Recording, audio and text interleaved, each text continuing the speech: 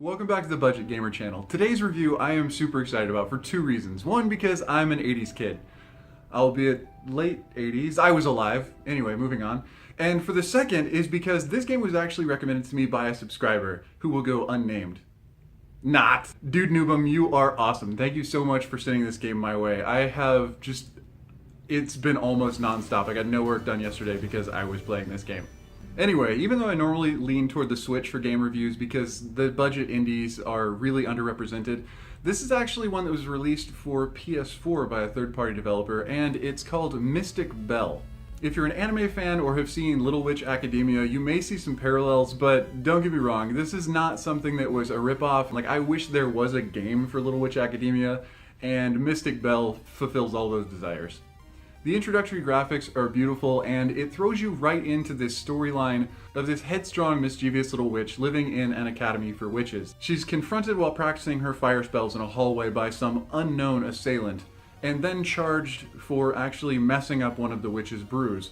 So the storyline of the game is that she's either going to be expelled, or she can find all of the ingredients to re-brew this concoction. Though the storyline may seem a little shallow, the character development is not. This protagonist and everyone she interacts with is highly developed and just really entertaining to play. The game is full of kitschy dialogue and headstrong character dynamics and just a bunch of mayhem. It's absolutely hilarious.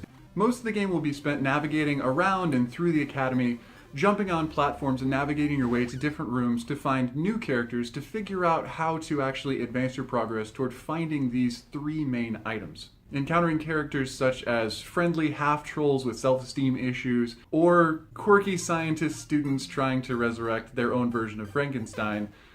Enemies in this game actually have two different types. There's the roving enemies in the kind of side-scroller platformer manner, where they just float through the screen at random, and the longer you stay in a certain screen, the more and faster these enemies come through. And that tries to nurture you to run through this game, almost like a speed run. But if you're trying to just farm experience or maybe refill your health bar, sitting in one place can actually be a huge advantage. The other enemies are plot characters, which range anywhere from the initial enemy that spoiled the brew to begin with, to giant three-headed rats and everything else that I don't want to spoil for you. Upon beating any of these stage enemies, these kind of more thematic boss fights, you actually unlock new abilities. And the cool thing is that these abilities are generally the ones that allow you to progress through the exact same castle in a different way, whether it allows you to jump higher, farther, transform into a mouse, or enhance your general gameplay and further the story. Now, as I mentioned, there is an experience element. Your character actually does level up, even though this is kind of a side-scrolling platformer. And in addition to the abilities that you get from beating bosses and certain plot enemies, you gain other abilities through the actual experience-based level up system. And those deal with what your character was doing in the very beginning, which was practicing her fire spells. Your fire spell ability gets really, really powerful, and you can start to dominate enemies that you were needing to dodge when running through the castle originally. As you explore the academy and the surrounding areas, you find pieces and components that might help you unlock or complete certain puzzles, which will again help you further your story and your progress. Sometimes the function of these isn't always apparent, and that actually gets into a couple of the other game mechanics that exist as you explore the map. One of them being teleporting, which can go from one magic mirror to the next, and the other being the basically teleporting trunk. Because you can only hold a certain number of items, these trunks, available all throughout the academy, can house all of those extraneous items. So you may need to backtrack at certain points to get an item you needed, and then go back through the gameplay. Because of this slight penalty, it actually causes the player to really try and think and engage with, will I need this item before I go into this area? Because a lot of these areas are pretty difficult, and you will sacrifice some HP to get to the end, only to find out that you didn't have some item that you really needed.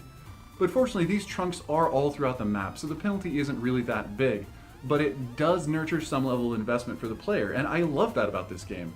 Dying in-game also does have a slight penalty. Now, it saves for you automatically as you enter every room, so if you die, you merely have the option of restarting in that room or restarting at the initial room. The benefit there being that you might have access to other paths you can travel, but if you do choose to restart at the beginning of the room, you sacrifice the experience that you gained in that room, which I actually think is great because you can't just farm a boss.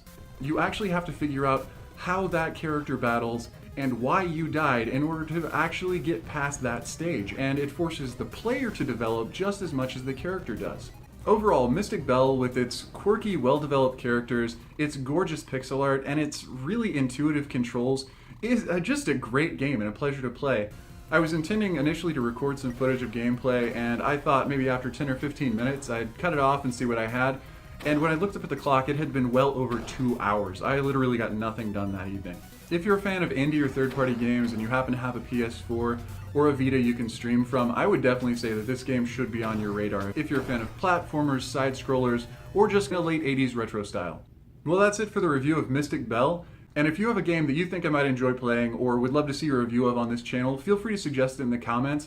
I really do read them, and I really will get the game and play it. So if you found this review helpful or at least interesting, throw me a like, and don't forget to subscribe for the latest content. I put these reviews out as often as I can because these indie games and third-party games, regardless of their platform, really do deserve a spotlight, and I honestly can't believe that I've never heard of this game.